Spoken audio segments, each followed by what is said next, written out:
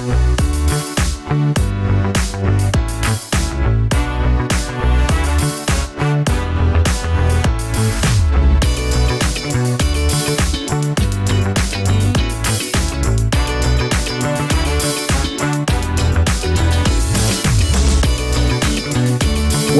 to the Hoof and Fang podcast. I'm Kurt Graves. And I'm Maz Maddox.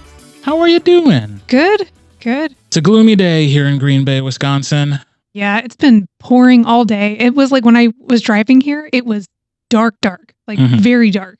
So it has been like this weird, gloomy, drizzly, cold, pitch black day up until like an hour ago. And there's like a little bit of sunlight peeking through. Tiny little bit. Yeah, but it's been raining. It will continue to rain later tonight. It's, you know what though? If I have to be inside, I don't mind these types of days. It's fine. I get pressure headaches when weird storms like this happen. So I've been riding that edge of like trying to get a headache all day, but it hasn't. You've been really trying. Yeah. Well, I'm like, I don't want it to tip that direction because I know my luck. Like I'm fine now. I'll get home and like be like, okay, I'll write or do something I want to do. That's when it'll kick in. Sure. And I'm like, no, just please. Not when you're at work. Yeah. But when you actually have free time, then it will say, hello. Yeah. I've been waiting. Yeah. Yeah. Exactly. Oh, that sucks. Speaking of work, how is work? What are you working on? What's going on? What's Maz Maddox, author extraordinaire, doing? So I've been really making some good headway with Find the Gin. I keep wanting to call it Find the Gin. Find the Gin too. Yes, Find Him Better. He done been found. Yes, found the gin. But yeah, no, I've got this. I'm in the point of writing where I'm like, I'm in love with the story, so I can't wait to sit down to write. So I'm trying to ride that momentum because I know eventually I'll hit the like, I can't stand this anymore. But right now I'm in the puppy love phase where everything is great. And like Jess has read the first like 4 chapters. So she's like doing good. And I'm like, yeah. So yeah, that's where my brain is. So I'm optimistic and happy about the story right now. But by next week, maybe it'll be like, shit. So we'll see. Oh, wouldn't that mean you've made great progress though? If by next week you're already like, I'm over it. Yeah. So, I mean, I guess it'd be a good thing. So if I'm still excited about it, that means I probably got a little bit done, but not enough to hate it yet. I mean, from this point forward, how long do you think it'll take for you to write a first draft? It's like late October now. So I think realistically, if I could keep at the same pace, if not better, I can probably get the first draft knocked out by like late December, early January. Okay. If I really so like that's, that's a reasonable. Yeah, I think so. I mean, not knowing anything, to me, that sounds like a reasonable amount of time to write a book. Yeah. You know, you're not like saying, oh, it'll be done by the end of the month. Yeah, no, God, no. No, not like some of the awesome authors that we talked to recently. They're like, oh yeah, I put out like 5 books in 8 months or something. I'm like, what the? Right. That's insane. Yeah, no, it'll take me longer. Plus, I want to finish this book up and then try to be maybe halfway through book 3 before I really put this book out because it's going to be interesting. And so I want to make sure that book 3 is like has at least a good window of when I think it's going to release because I don't want people to tie me to a stake and burn me. So sure, that's telling. Yeah. Yeah. So. So I think we know what's happening at the end of book 2. Something. If people are going to want to tie you to a stake and you want to be ready with book 3. Yeah, I'd be like, it's fine. I promise. Dropping some hints. So, yeah. I'm excited, but it's progress. It happens as it happens. Indeed. So, what about you? What you been working on? I just wrapped up the audiobook of the month. Yes. Which, if you were listening on Friday when this episode comes out, it is now available to you. So I finished Prisoner. Finished the pickups, finished the editing, finished uploading it in all the places. So that pretty much has a bow on it. It's with the publisher and author now. They're doing one last listen. So yeah, that was nice to be done. Yeah. Because as we've talked about, even though we did one already, it was your book. It was the 5th book in the series. Right. It didn't feel like a first book. Right. Yeah. This feels like the first book that Hoof and Fang Audio is doing separately. Yeah. Totally on its own. Yeah. Yeah. It's not like one of us, one of our production kind of things. So it was just, there was some pressure there. Yeah. Because the whole time I'm thinking, this is not going to a production house and it's not for a publisher. Like this is all us. Yeah. And I had very strong suspicions that we would make the author happy because as she stated in her interview last week, she's a fan. Right. So I was like, I don't think I have to worry about disappointing her. Yeah. But it really, like, it's not just recording the audiobook. It's also like putting my stamp of approval on it, which I've never done really before. Yeah. In this capacity. So it was nerve-wracking. Yeah. I wanted it to be really good. Yeah. Well, I think it is. I mean, I'm trying to not come at it totally biased because I'm also a fan and you're my friend and I enjoyed the book. But I mean, I was in it. I got to proof the whole thing. And by like 3 or 4 chapters in, I was like committed to the story at that point. Right. So, I mean, I kind of got really immersed into it and I really liked it. So good. I'm optimistic that I think people are really going to jive with it. I really enjoyed the story. Good. So yeah, that's done. And now I'm working on a short story anthology from the world of Aces High Jokers Wild, which was O.E. Tierman's book series. Yeah. So they were on the podcast. So yeah, it's a series of short stories that sort of take place in between all the other books. Okay, cool. And then some like in the world stories from some other authors that are also a part of this anthology. So neat. Okay. It's and this is a new challenge because I've never done an anthology before where I was narrating everything. Yeah. So yeah, it's just I'm curious how my OCD brain will approach doing like 1 or 2 different stories every day. That is going to be interesting. No consistency, no through line. Yeah. No getting bored. Well, yeah, because it's constantly different. So yeah, that is interesting. Yeah, that's cool. I don't know. Do they typically do like audiobooks for anthologies? I don't know if I've ever seen one. Every once in a while. Oh yeah? Every once in a while. Do they mix up the narrators or is it typically just like one? Like have you done another one like this? Yeah, I've done anthologies where I only do one story. Okay. But I haven't. This is the first one that's like inside a universe that I already narrate and so I'm doing all of them. That's so cool. So yeah, I like that a lot. That's neat. I hope it turns out well. Yeah. It's like I said, it's just the unknown is unknown. Yeah. So you never know how it's going to go. That's kind of all you could do is just do your best and hope for the best when that kind of stuff happens. Yeah. Yeah. Sounds cool. Try to enjoy the ride. Yeah. Why not? You just don't know. But I mean, again, having been in the world for so long, I'm not even so much worried about the stories that are like in between the main events because those are written by O.E. Tierman and they exist with the characters that I already know. Right. It's these other stories that are different authors and telling just totally different stories from within the world. Yeah. I that idea of like inviting authors to basically just do like fan fiction in your world, basically, that's super neat. That's like, man, I wonder if I could loop somebody in to do that. Be like, hey, do you want to play in any of my worlds? Yeah. Like, that'd be cool. You never know. Something to think about. Yeah, that's neat. Yeah. So, and as we just talked about, Prisoner is now available to our Patreon subscribers, which means you either woke up today with it already in your book funnel library, or you just have to log into Patreon to get the special link for our dear listeners. It is also available through our online store. Yep. If you are a purchaser and not a subscriber, we love you either way. Yes. So you can go to our online store and just buy it outright. A reminder, if you are a subscriber, even at the Dear Reader level, you do get a discount. So if that's something you are interested in, you can certainly do that. Yeah. That's good stuff. Sign up, get the discount, then go buy the book. Yep. And the book's only available for a couple days, 10 days after we put it up. Well, the book will be available forever and always. Yes, I mean, sorry, for the page for the discount. 1 year, it will be available in our online store. But yes, if you want to get it as a perk of your Dear Listener membership, you have 10 days to sign up at the Dear Listener level, and then it will be sent to you. Perfect.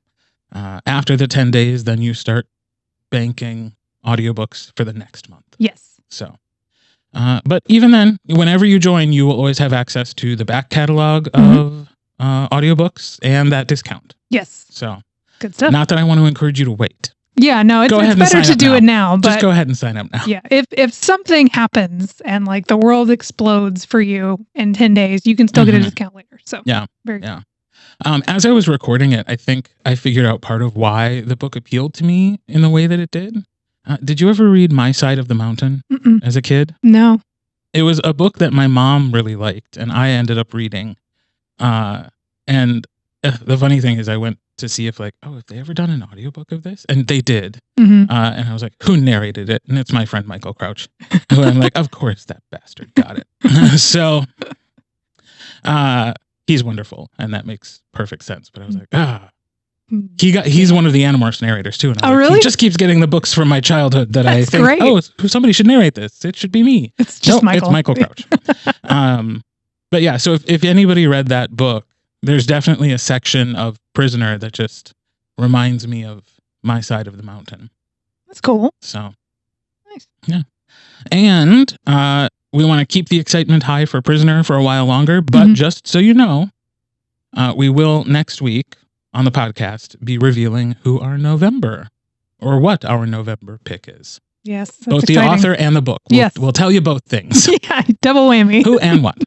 So that's coming up next week. But in the meantime, happy Halloween. Yeah, we're this will be the Friday before Halloween. So yes, it will. This is our Halloween episode. Woohoo, spooky. Do you like my costume? I love it. Are you going as a narrator? Yep. Or podcast host. Yeah, either one. Take your pick. Dog dad. Hey, that's a good one. Husband. Yeah. All of those things. Yeah. Good costume. Yeah. No, I wore white glasses. That makes it a Halloween costume. Perfect. Yeah. It's like spooky ghost glasses. Ooh, spooky ghost glasses. I don't know, man. I'm reaching. I am curious if you had any Halloween traditions growing up. So Halloween as a kid was the best. I was definitely the kid that I loved dressing up. I had to go as either a Ninja Turtle for the first couple years I could remember being in a costume, or I was a monster. I was nothing else. I was never any type of I don't know, princess or anything. I had to be something terrifying or I wasn't happy. So I could not wait to get into a costume when I was a kid. It was just the best. A mutant of some nature. Yeah, a mutant of some nature. So either a mutant turtle or a skeleton thing. I don't know. But yeah, man, I loved Halloween as a kid. And we did the trick-or-treating thing, and I probably did it a little too long because You were one of those? Yeah, I think I remember being a kid who was, I don't know how old I was, but I was definitely taller than everyone else there. And at one point I had to take off my mask because I was making a little kid cry. And I was like, I think this is the last year I can do this. Because it was legitimately scary. Yeah, the little kid was freaking out, and the mom kept looking at me, and I kept being like, well, then take her to another house. Why are y'all following us? You know what I mean? Go away, go across the street. But yeah, I had to take off my mask and be like, okay. But yeah, I kind of missed that. I missed that, I don't know, whimsy of dressing up and making a whole night of it, because we always started right as the sun was going down. It was Texas, so it was still hot outside, but to me, it was ooh, it's a little crisp in the air because maybe there's a slight breeze.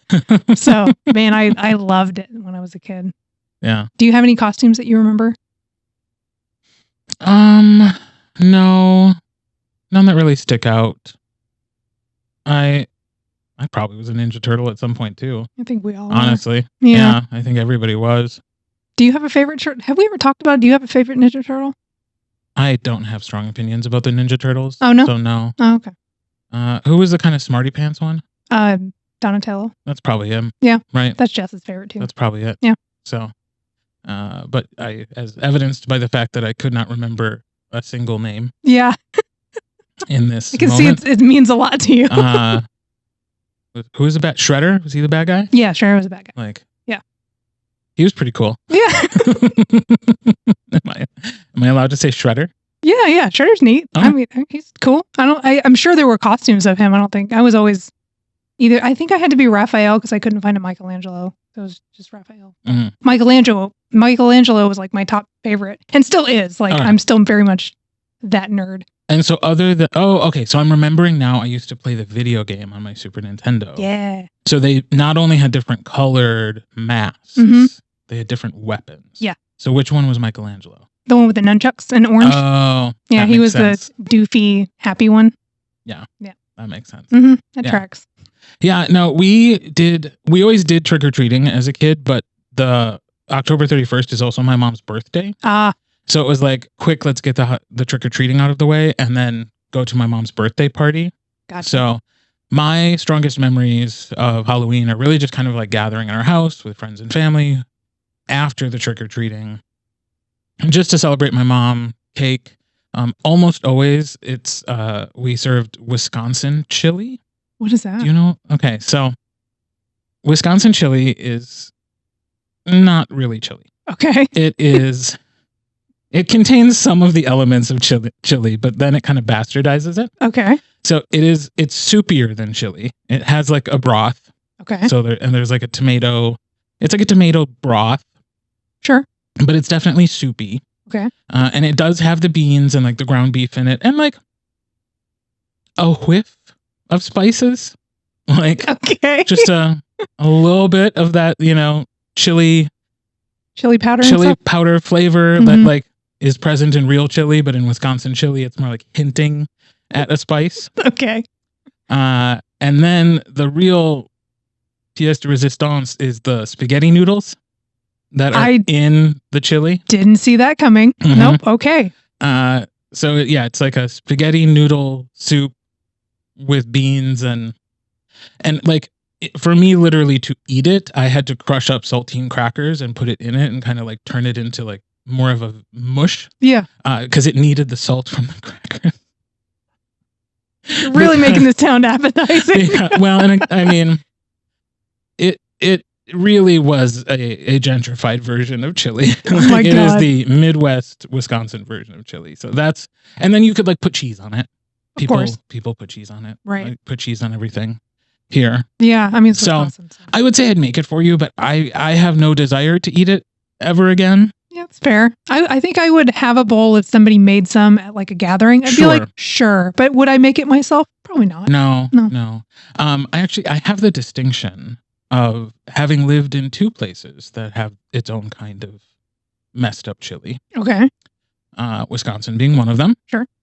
And Cincinnati being the other. I went to school for a year in Cincinnati. Okay. Where they have a totally different kind of chili. Originated by a restaurant called Skyline, although you can get it in other places, this Cincinnati-style chili. Okay. It also includes spaghetti noodles. Weird. Okay. But in this case, it is just a pile of spaghetti noodles, and then on top of it is a chili that's made with ground beef and a bunch of spices, including chocolate.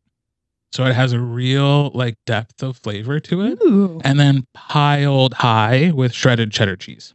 Interesting. And nobody's fucking around with this cheddar cheese. Okay. It's like spaghetti, a little bit of meat sauce, cheddar cheese. Wow. Like it is a mound. Yeah. It's a full mountain of cheese. Okay. Sometimes people put onions on there too. That was never my thing. You can put little saltine crackers on it too. I did do those. Sure. And then you eat it like spaghetti. Like you swirl it with the fork and it's a whole other thing. But that I do sometimes still crave. Yeah, that sounds good. That was like the few times I drank in college and would go out afterwards. Mm-hmm. Like that'd be a great. That was the drunk food for sure. Man, that'd be great when you're like teenager drunk. You know what I mean? Like and in college fact, drunk. if you're gonna try it for the first time, I recommend being drunk. Okay. Because I actually tried it before drinking and I wasn't a fan, and then I had it after drinking and I was like, I get it. Yeah. I get it now. So now I appreciate Cincinnati chili.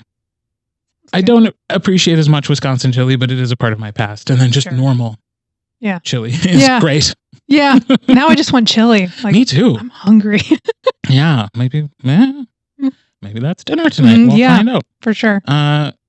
So have any of your Halloween traditions continued into now, or have you made new ones? We kind of had to make our new ones when we moved up here. Because before we moved up here, my new Halloween tradition was always going to Jess's house for Halloween because she does a big blowout Halloween party every year. Right. They got married on Halloween, like it's their whole life. And like their house is she's a spooky, scary, creepy person. Yeah, she's a spooky witch. And she's like, also really into Halloween. Yes, big time. So so her house now is like perpetually Halloween, like year round. So like when Halloween happens, neighborhood kids flock to her house because she does like little goodie bags. Like she does candy, but then she also has toy bags for kids who can't have candy. Oh, so she does really it every year. And even if like teenagers show up, she gives everybody everything. So it's like she has a little witch cabin. Like she's that house. Yeah, she's that house. And they do big decorations in her front yard every year with like skeletons doing like goofy shit. Like this year, I think one's like sunbathing, and it's just really fun. Like they make it big every year. So that was my tradition for years. And she's in Texas, yeah? Yeah, she's in Texas. So does she ever get accused of being a Satanist by a religious neighbor? No, I mean, she lives in like a really cool little neighborhood that's like mostly, it was older people, so they kind of gave her side-eye, but a lot of those people are like dying off, so like younger families are moving in. Yeah. So she's got like these really great neighbors now that are like young, and they've got a lot of kids, so they just think it's the coolest thing, right? But yeah, so when we moved up here, I went from having something every Halloween that I consistently looked forward to and would help them like carve pumpkins and stuff every year to it just being like me and Alex in COVID. So we couldn't do shit.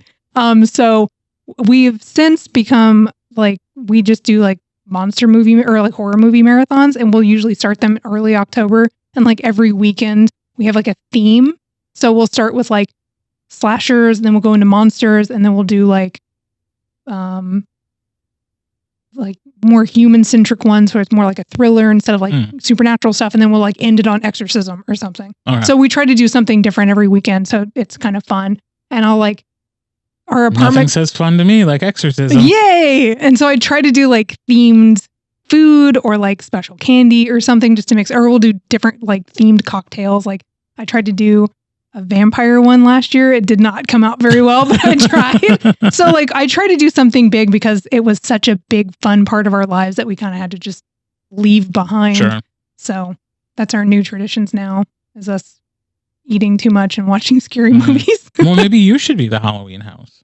Well, I think when we finally get into a house, I will become that bitch. Like I want to get one of those like 12-foot skeletons. Like I want to really do it up. But we live in an apartment, and they always come up with like weird excuses why we can't have shit outside.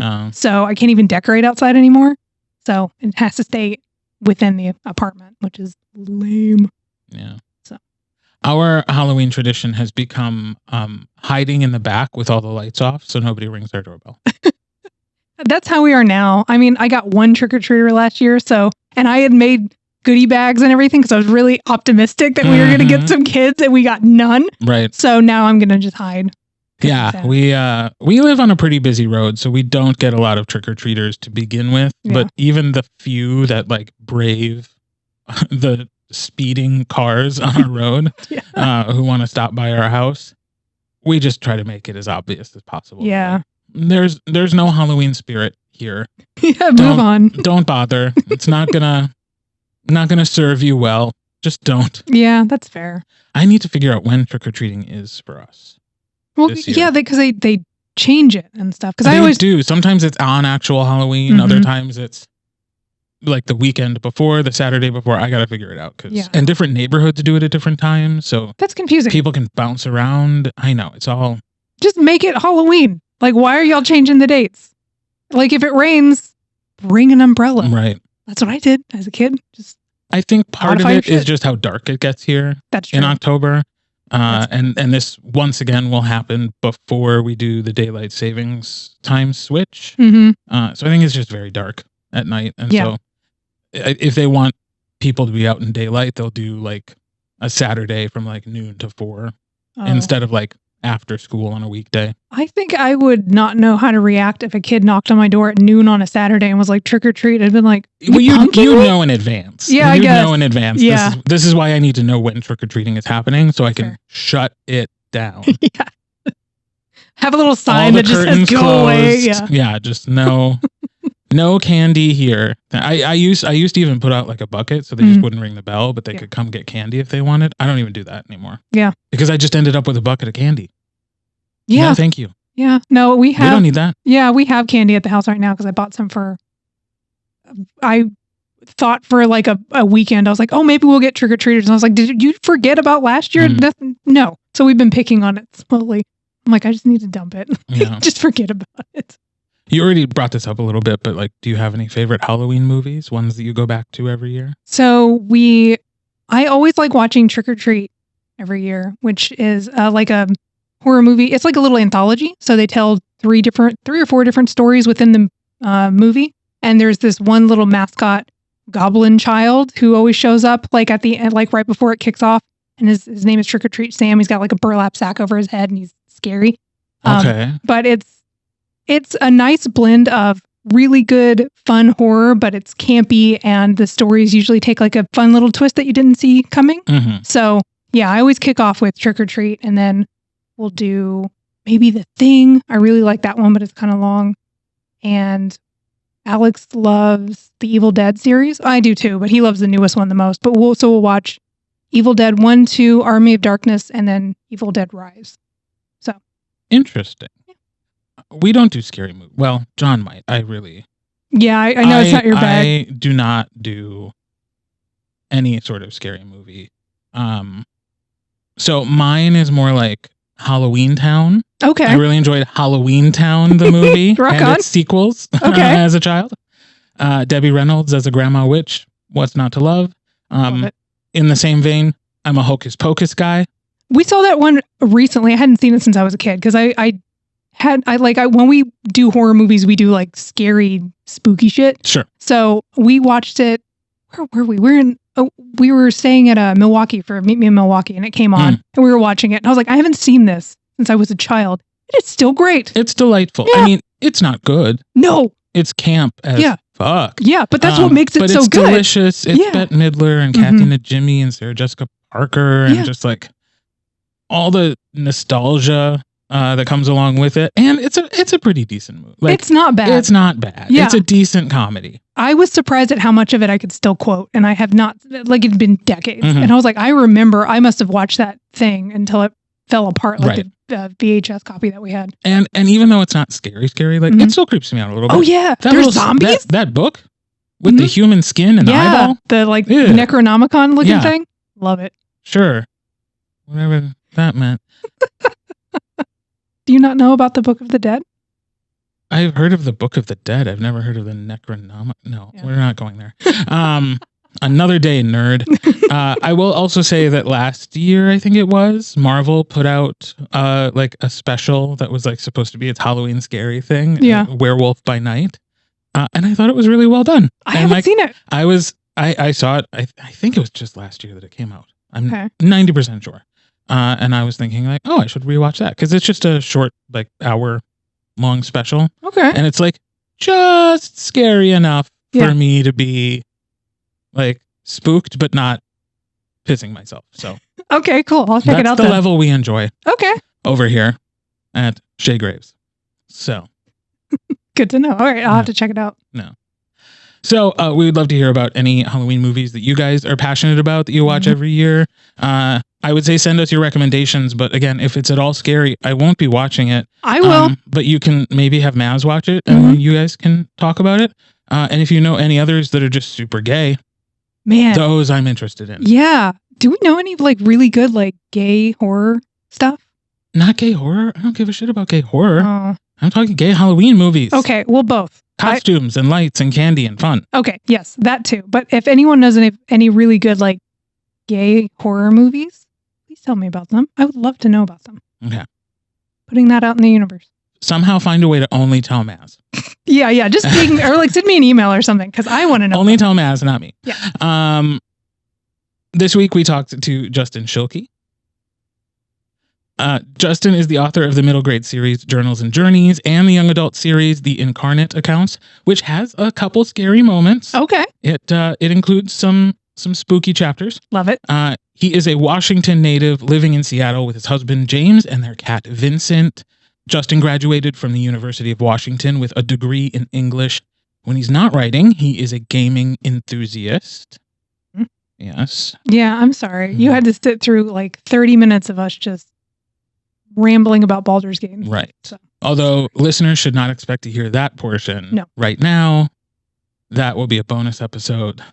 Yeah. But for the part of a conversation that happened before they went down their rabbit hole of games, this is our interview with Justin.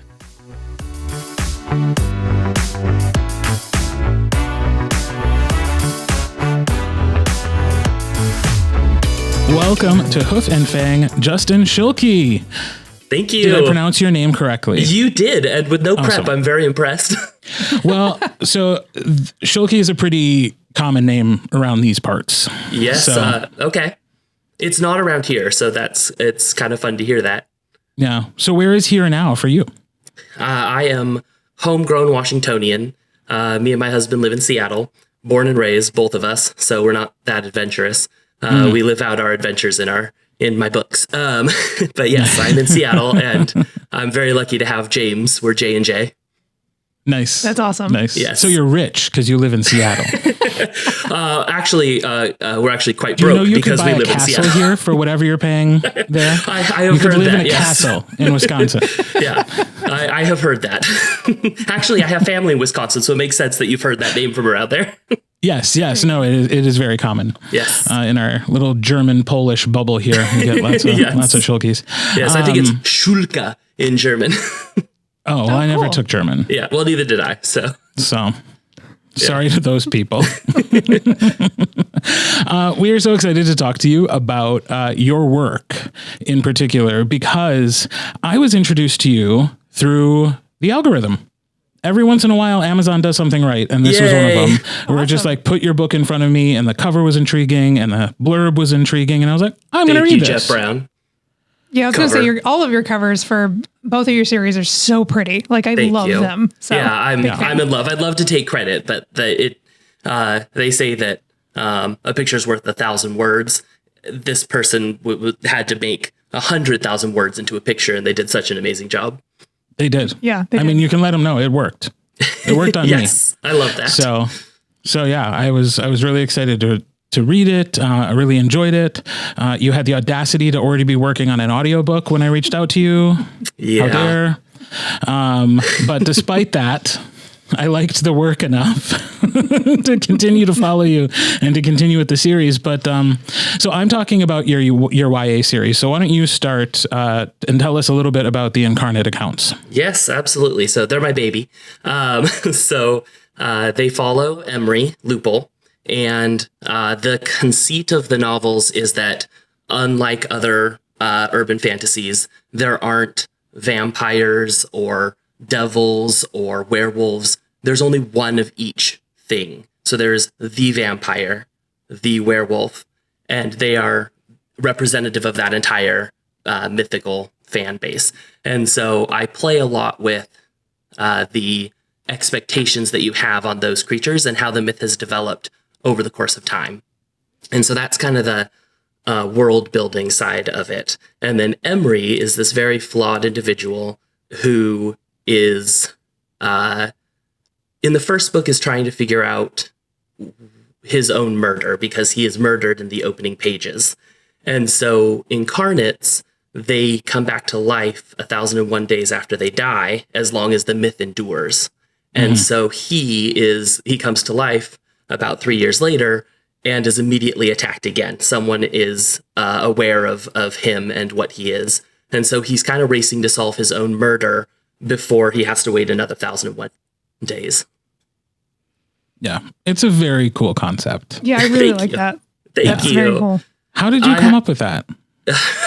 I don't know. It was percolating, I think, for 20 years. It's okay. So, like a lot of authors that have been on the show before me, I kind of got my start back in like first grade when I drew a little book. It was a 12-page masterpiece, of course, illustrated by my brother. And it kind of, I don't know, it's kind of those moments where like you feel like a proud parent of a doctor, sees their 3-year-old pick up a stethoscope and go, that's, they're going to be a doctor. And that I like to think that my parents thought the same thing when they, saw me with this 12-page masterpiece. It was about superheroes, of course.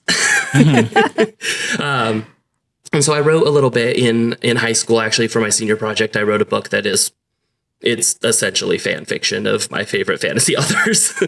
and so then I kind of just found other creative outlets for years while I climbed the corporate ladder.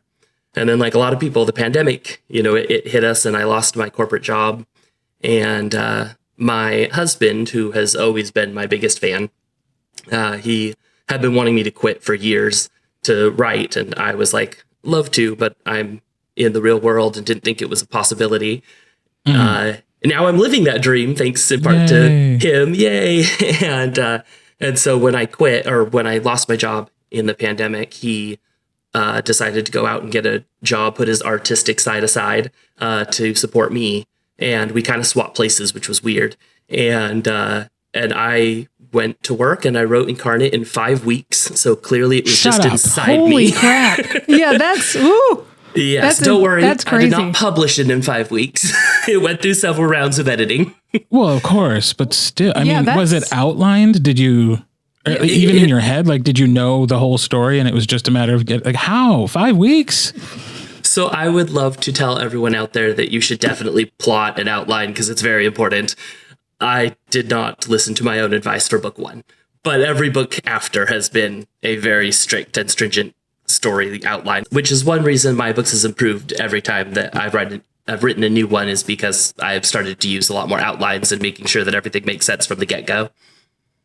I can relate to all of that. I just recently read Smash and Grab. Loved it, by the way. Thank you very much. Oh, that Spinosaurus I love scene. when we have like author appreciation on our podcast. You're great. Well, no, you're great. No, you're great. No, I'm great. Okay, so I already told you I came from the corporate world, and the author community is just so magical in comparison. Instead of being like everyone's coveting their own secrets, it's like, no, I just want to see you succeed. And it's probably been the coolest part about joining the author community. Yeah, I agree. We're all just big happy nerds that just want to see everybody else succeed. Like I genuinely get so happy when somebody has a new release and it's doing well. Like I'm not even a part of that journey, and I'm like, I feel like I'm like, yes, there. Like it. Yeah, I'm right there with you. Yeah, that's not what you say behind the scenes. Shut up, Kurt. That is a joke. Yeah. That was a big joke, everybody. Trying to get me sabotaged. I know, exactly. Right? 9 episodes in, Maz the bitch. Yeah. She's online being like, I'm so happy for you. Congratulations. But like the inner dialogue is, I'm so happy for you. Congratulations. No, that's not true. That's not true. That's exactly just how my brain works. That's not true either. I'm happy for other people to have success as long as it's a little bit less than me. Okay, I mean, isn't that kind of human nature? Well, I think it's very German. So I think if you have a German background, little Schadenfreude lives inside of you at all times. Got some hot takes on this episode. Right? I could just see this going down a very, very bad rabbit hole. If I haven't gotten canceled by now. Oh my God. Plus, I get to edit the podcast. So yeah, that's exactly. True. That's good. So. That's good. You can take out all my ums and nervous laughters. Except for the endearing ones. They're adorable. I was saying, exactly. I was kidding. What I have learned through editing the podcast is like, if you take all of those out, you sound like a robot. Yeah. So, you got to keep the humanity in the conversation. But there's no segue back to, I just want to go back to talking about the book because I loved it so much. I just thought the concept was so cool. And I guess I'm wondering like how much of it was originally there and how much developed over time as you were writing it. Because just the concept of like our collective imagination creates these beings is just such a cool way to think about how magic and myth can exist in the world, and in its way then perpetuates its own existence, because the little glimpses that humanity gets of these incarnates also then spurs the myth. Yes, absolutely. In fact, as the series goes on, it becomes kind of important. You'll see all of my prologues are set in past lives. And a lot of times you see Emery sort of laying the groundwork for certain myths to continue as the books go on, so that you see that he's actually working somewhat hard to perpetuate some of these myths so that they continue to live on as incarnates. And I did kind of make a flaw in my writing in that I have a major, huge twist right at the very end of the first book, which makes it very hard to talk about Emery. Yes, that is true. Because in the first book, he's sort of, so he believes that he is the monster hunter incarnate, that he's kind of like a Buffy, the vampire slayer, that Dresden, that kind of character. And he learns very early on that there is another monster hunter incarnate, and there's no such thing as two incarnates. So he has to come to terms with either this person's a liar, which is his go-to, or maybe I'm something else. And so a big mystery is, who is Emery Lupul? And it's answered at the end of the first book, but not at all marketable in the sequels because it would give away the whole first book. Exactly. Oh, wow. Yes. Although I will say, I think there's plenty of entertaining things there, even if that little secret got spoiled. All right, fair enough. I think there's plenty there to keep the reader engaged, but we will not spoil it.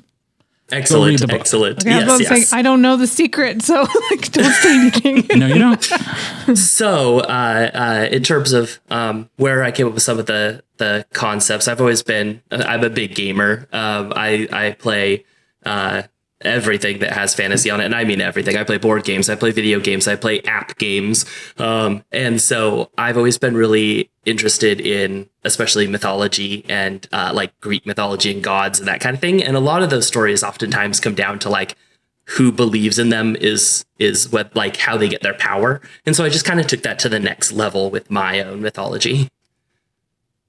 Yeah, I love that. I also loved Greek mythology growing up, and I think that's a source of a lot of my nerdiness is learning about those myths and yes, and how they contrast with like the myths I was learning in my church and things like that. Yeah. We've talked about on the podcast before.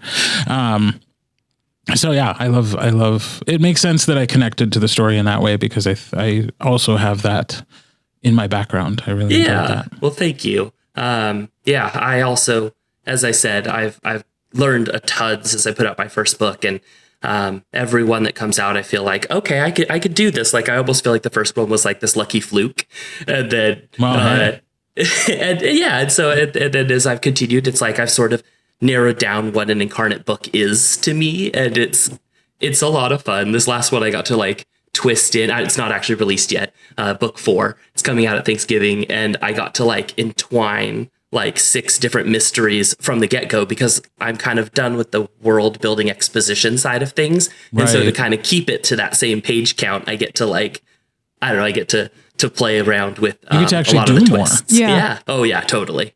Yeah. Awesome. And I feel like I've matured a little bit with Emery through the process. For sure. So can you tell us a little bit more about what book 4 is about? Sure. Book 4 is actually kind of a spiritual successor to Incarnate because it takes place on the 3rd anniversary of the events that occur in the first book, the Ahedrian murders, which kind of sets off the pace of the first book. And so Emery is back in New York, which, by the way, I have never been to New York, and do not suggest starting off your first book in a city you've never been to. I was really lucky that my editor had lived there for several years. So she was able to be like, this is not how you say that. This is not a thing. Yeah, this is, and also you sound like someone who's never been there. Right. So he's back in New York, and he's actually there to meet his boyfriend's parents, all 6 moms. And it's kind of starts off as this meet the parents kind of rom-com that devolves very quickly into a murder mystery as some sort of copycat type person is mimicking the Ahedrian murders. But to throw in some extra twists, he's also seeing the perpetrator from book 1 everywhere he goes. And he's like, that shouldn't be possible with the knowledge he knows of incarnates. And so he's kind of trying to solve both mysteries. Ooh. Cool. That is cool. And continuing my Alice in Wonderland theme, which is 100% for my husband. It's his favorite. It is called Off with Their Heads. That's awesome. Yeah. That is cool. I also wanted to ask about the queerness of the book. Yes. Because obviously the algorithm knew to put it in front of me because I like queer shit. But it's also like the first book, it takes a while to get there to like the super queer, to I guess, explicit queerness of it. Like it sort of winks and nods at it for part of the book, but it doesn't really find its way to like, yes, this is a queer relationship until pretty close to the end. And like, how did you approach telling a queer story in a YA book? Yeah, absolutely. Obviously, this one is near and dear to my heart. So I think that it is probably a reflection subconsciously or otherwise, of my own experiences. I did come out a bit later in life. I'll actually get into my whole family life really quick and make it a side note. But my younger brother is gay, and we're the only two in our two kids in our family. And so him coming out actually sort of pushed my coming out back, and not because he wasn't loved for it, because he was actually accepted very well. It was because I had I felt a lot of pressures about being the quote unquote normal or living the straight life. And so it closeted me for years. Something that, my whole family regrets, obviously, but it has a happy ending because my husband is about 8 years younger than me. And so I never would have met him if the timing hadn't worked out just right. Sure. So, or it would have been real creepy. Or real creepy. I do that with my husband sometimes when he's talking about like something he was doing in college. And I was like, I was in the second grade. Yeah, so it's real fun being on the other side of that. Yeah. He loves to say, yeah, you're super old. That's his just go to, I'll be like, hey, I don't really understand how to do this social media thing. Well, yeah, you're super old. Why would you? Thanks. All right. Thanks, I sweetie. like him less now. You shouldn't, because it's all in jest. I'll be the judge of that. If you haven't picked up on it, Kurt is catty enough. I flipped it immediately and messed up my own joke. Cat is curdy enough. Let's be real. Yeah, there you go. Lord. But yes, so he teases me all the time, but it's great. So in his family, we also have a very modern family, and so I feel like coming into his family, we have some siblings who are trans, and so it was really important to me to introduce this in a way that was, in a way that felt like it reflected what I wanted to see in novels that I wanted to read when I was that age, before I was out and before I really knew how I was feeling, but also presented in a way where it isn't. I don't know if you guys are at all familiar with Schitt's Creek, but one of the things on it is that they kind of created this world where it's totally a kind of a non-issue. And I wanted my first book to have that sort of feeling or world. And I will admit that baseline changes as the series continues, because it became more and more of a special series to me, and I wanted it to reflect more of the queerness.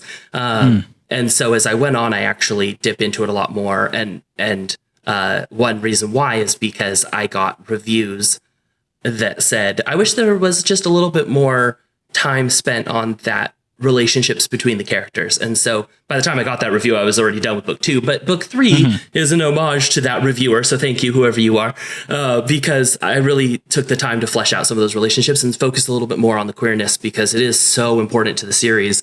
But you're right. In book 1, it's I wanted it to be more of like a almost coming of age type of meeting between them, rather than like a hot and heavy type steamy romance. Right. Because it's a young adult romance. Yes. So, I mean, it's not, I wouldn't even call it a romance. It's a young adult story. I agree. That includes. Yes, I some agree. light romance. And I think that's one of the reasons why Literal Demons, the third book in the series, is probably one of my favorites, is because it delves so much more into the relationships between him and Gaten, and so much more into the queer identity. It brings in his ex from previous lifetimes. It's just a lot of fun. And it really, it felt like I was sort of opening up the locks on my own personality and experiences, and finally telling that story that I kind of wanted to from the beginning, but didn't know how. Yeah, I don't think it's in any way a bad thing that it was Good. I mean, but it is one of those things where like I'm reading it as a queer adult and being like, okay, I think I see where this is going.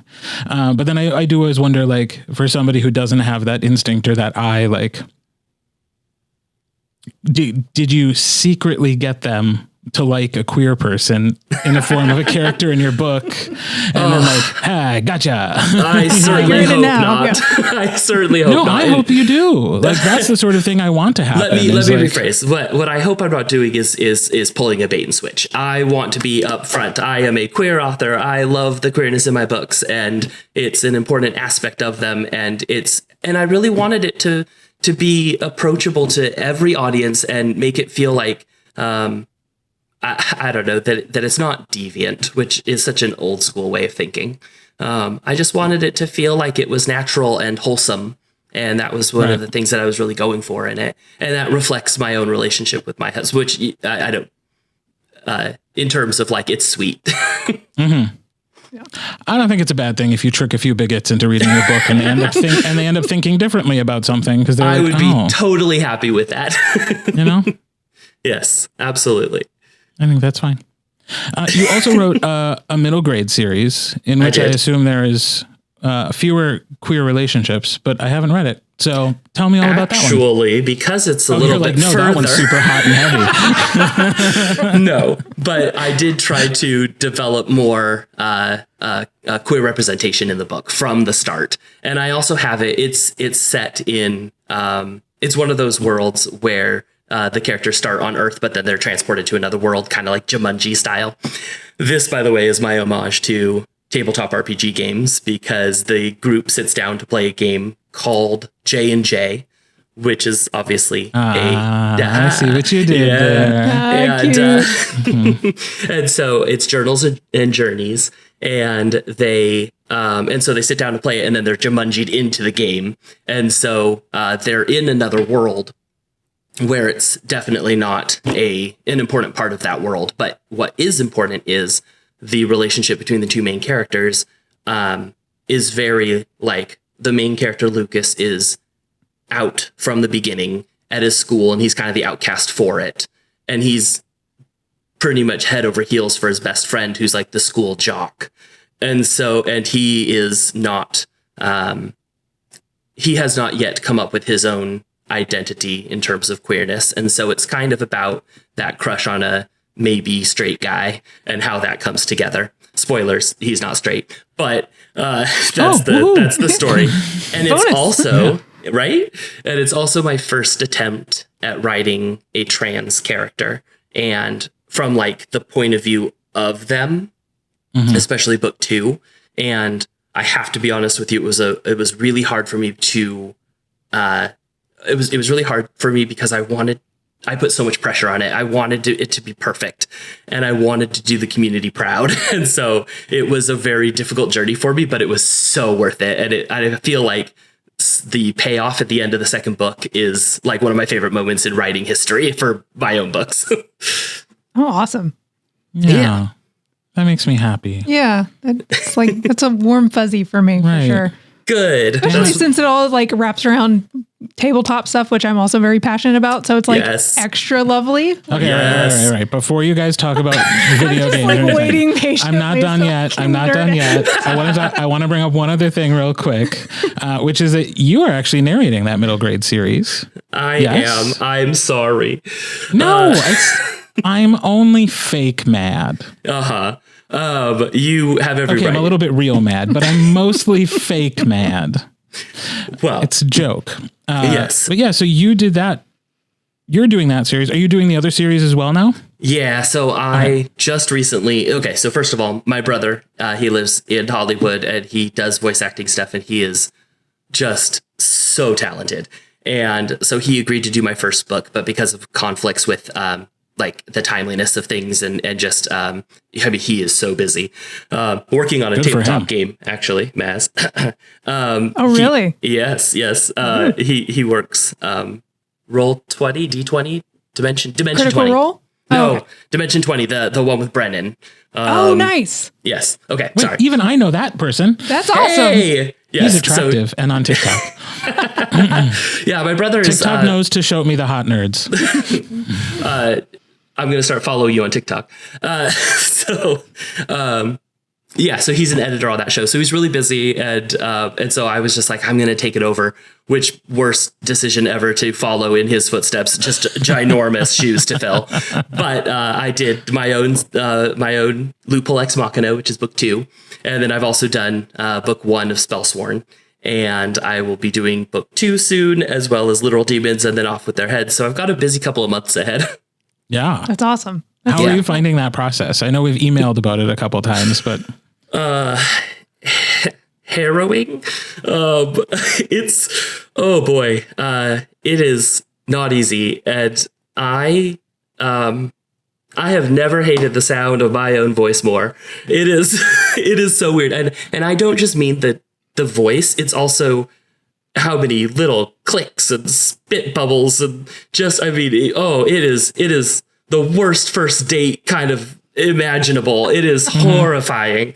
And you wouldn't wish it on your worst enemy. Not at all. Not at all. So it is quite the process, and I am far from mastering it, but I am doing it, darn it. And I will say, listening to your podcast and you being like, oh yeah, I moved here and I was barely known with only like 50 audiobooks under my belt, and I'm going, oh, okay, I'm just a baby. I got this. I could do this. Yeah. I have 2, Kurt. And 2. it does get better. It gets better. Good. The mouth noise thing eventually bothers you less.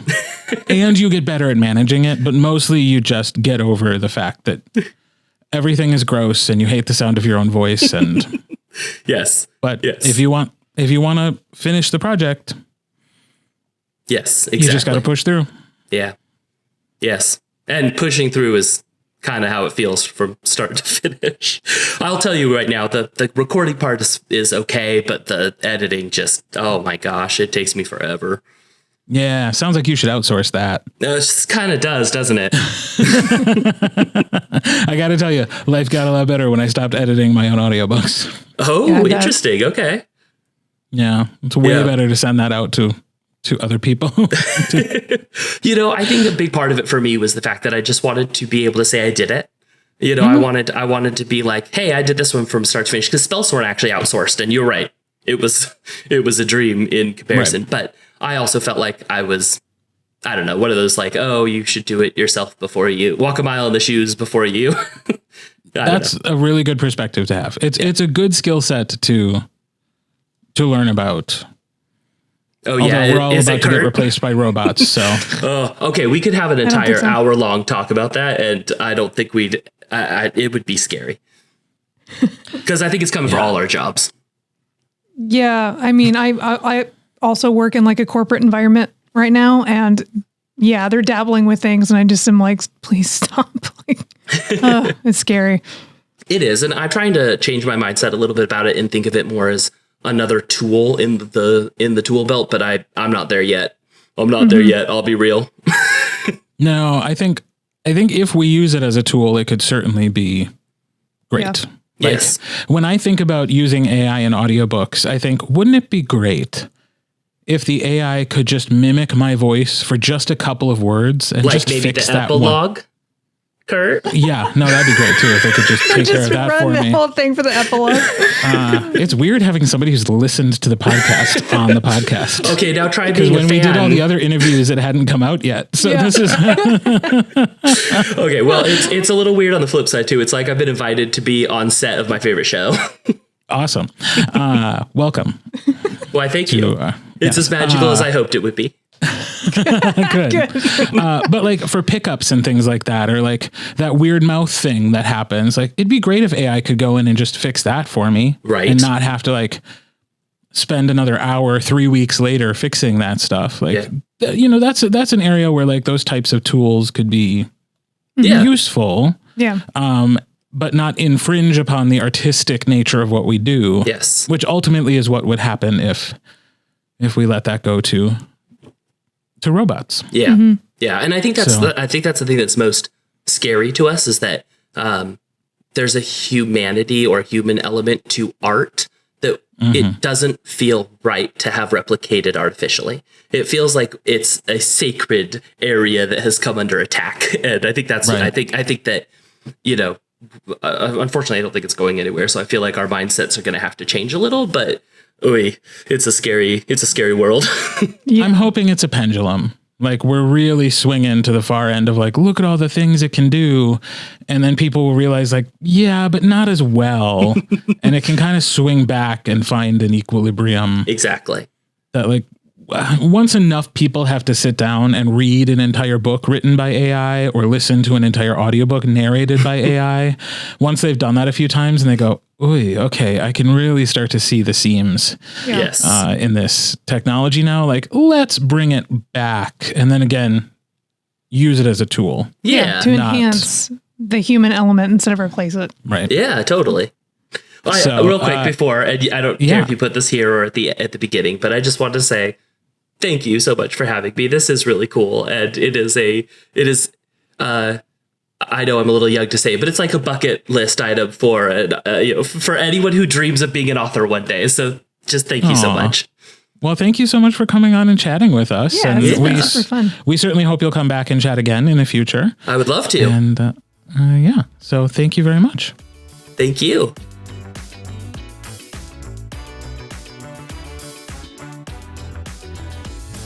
Justin was a lot of fun. I adored. He was great fun. Mm-hmm. And what you just heard is only the beginning. You can listen to bonus episodes if you are subscribed to our Patreon at either the Dear Reader or Dear Listener level. And that episode will come out Monday. Yes. So not far away, not long for you to have to wait. The fourth book in the Incarnate Accounts comes out in late November, and you can catch up on books 1 through 3 now. And that includes books 1 and 2 in audio. And if you have young people in your life who are queer fantasy enthusiasts, you can check out Spellsworn and Spellsworn 2, which is the Journals and Journeys series.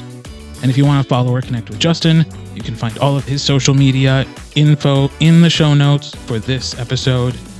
Same place you find all of our stuff. Mm-hmm. Just like every week, we want to hear from you. You can email us, hoofandfangpodcast@gmail.com.